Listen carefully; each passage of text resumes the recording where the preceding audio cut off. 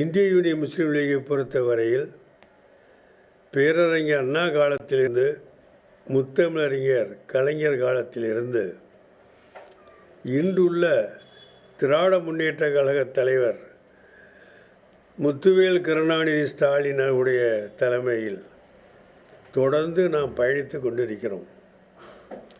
தமிழகத்தில் திராவிட முன்னேற்ற கழக கூட்டணியில் இந்திய யூனியன் முஸ்லீம் இருப்பது ஒரு தேர்தலில் வெற்றி பெற வேண்டும் என்பதற்காகவோ, சட்டமன்ற நாடாளுமன்ற தேர்தலில் வெற்றி பெற்று சட்டமன்ற உறுப்பினர்களாகவோ நாடாளுமன்ற உறுப்பினராகவோ வேண்டுமென்ற அடிப்படையில் இல்லாவிட்டாலும், தமிழகத்தில்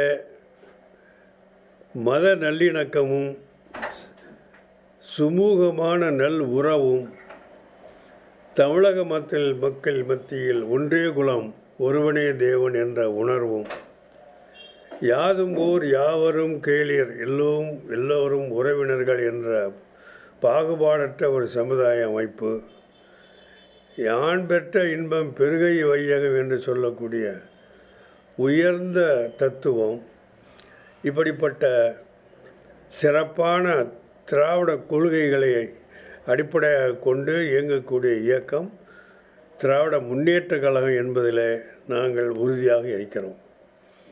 அதனால்தான் தேர்தல் கூட்டணி என்று மற்றவர்கள் பேசினாலும் இந்திய யூனியன் முஸ்லீம் லீகை பொறுத்தவரையில் திராவிட முன்னேற்ற கழக தலைமையிலான இந்த கூட்டணியில் இந்திய யூனியன் முஸ்லீம் இருப்பது தேர்தல் கூட்டணி அல்ல, இது கொள்கை கூட்டணி.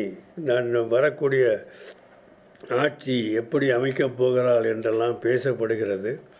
இந்த திராவிட முன்னேற்ற கழக கூட்டணியில் உள்ள கட்சிகள் கூட இந்த புதிய ஆட்சிக்கு ஆதரவாக போய்விடுவார்கள் என்று பேசப்படுகிறது. இன்று இப்பொழுது வந்த செய்தி, தமிழ்நாட்டிலே உள்ள காங்கிரஸ் கட்சி திராவிட முன்னேற்ற கழக தலைமையிலான கூட்டணியில் இருந்து பிரிந்து விட்டதாக அறிவித்து கொண்டிருக்கிறார்கள்.